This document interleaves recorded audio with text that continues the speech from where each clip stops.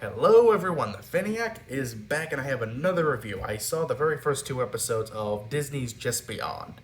For those who don't know, this is a horror, kid-friendly anthology based on the works of R.L. Stine. And considering it's Disney, I was not really hyped for this, as I could instantly think of something else I could probably be watching instead of this. But it was advertised uniquely and it looked interesting. It's around the Halloween. I just had to watch it.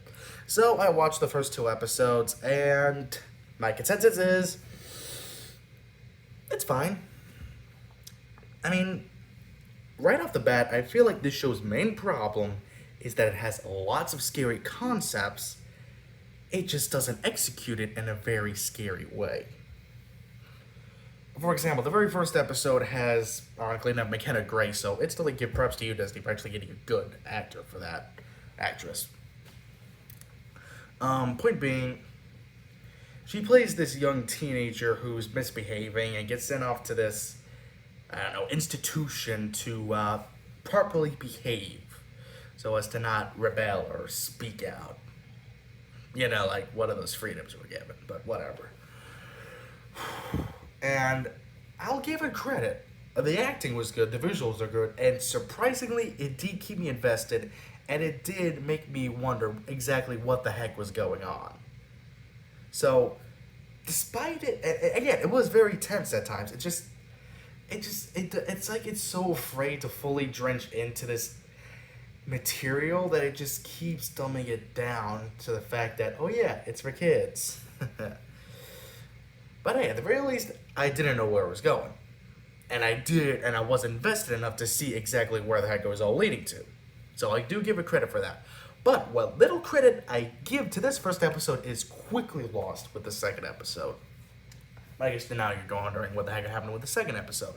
Well, since I didn't get exactly what I was hoping for with the first episode, a very tense scene with a couple, kid-friendly jokes, but okay, kind of like they do Are You Afraid of the Dark stuff.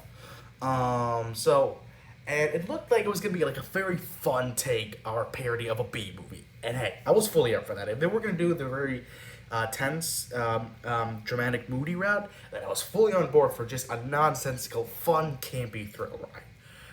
And I do give it credit, the premise itself sounds like a great B movie. Like an hour-long, campy B movie special. If they did that, and if they executed in a way of which it was just so balls to the walls insane, I would have been fine. That would have been fine. I instantly would give it credit for that. Though sadly, it's not executed that way, and instead it can't help but feel like a diet version of it. It's like you have, how do I put this? It's kind of like you have a beer and then you go for Bud Light. It's not really the same as having a real one. It's not really the same as having the real one. And yeah, it's kind of like, again, or as I should put it in the first place, it's kind of like having Coke and a Diet Coke. There's instantly a difference. And again, you can instantly tell which one is not going to be up your alley. So I guess that's the best way of putting it for me. Again, it had the very great premise. I was instantly on board for it. There's aliens, there's a little bit of witchcraft, there's a little bit of mystery. The main problem is, unlike the first one, it kept me guessing as I wasn't properly able to figure out exactly what the heck was going on. This one, somehow, it's kind of reminding me a lot of the episodes from Season 3 of Star vs. the Forces of Evil, of which it was surprisingly way too predictable. Like, for example, in the episode of which there's Marco and Star in the photo booth, and I see there's a giant red moon in the background. I am instantly thinking, okay, they're gonna hook up. I just know it. Boom. What happens at the end? Hey, what do you know?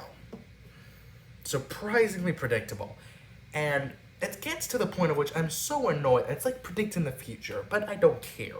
Was because I don't want to predict the future. I don't want to already know what the heck is going to happen.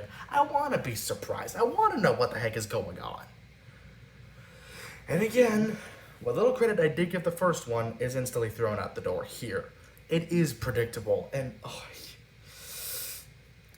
the it's like the effects are good if it was a B movie, but they're just done so uniquely and so sleek that when they actually get to the actual reveal of what the aliens look like, it does look surprisingly fake. And if the purpose was to make it like a B movie, that's fine.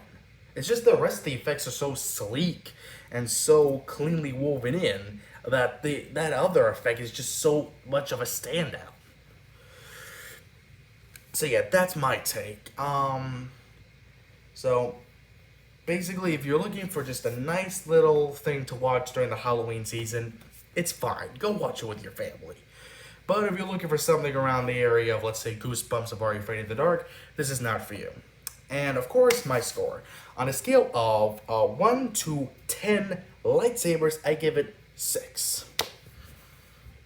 I give it credit. I was surprisingly invested with the first episode, and I might go back for another round.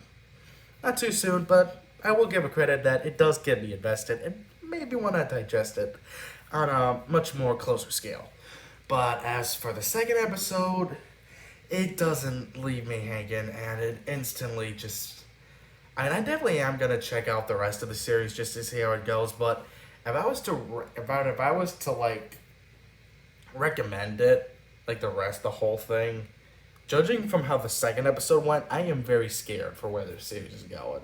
But hey, that's my opinion, and it's fine. It's not that bad a score. And again, there are worse things out there, so I give credit for that.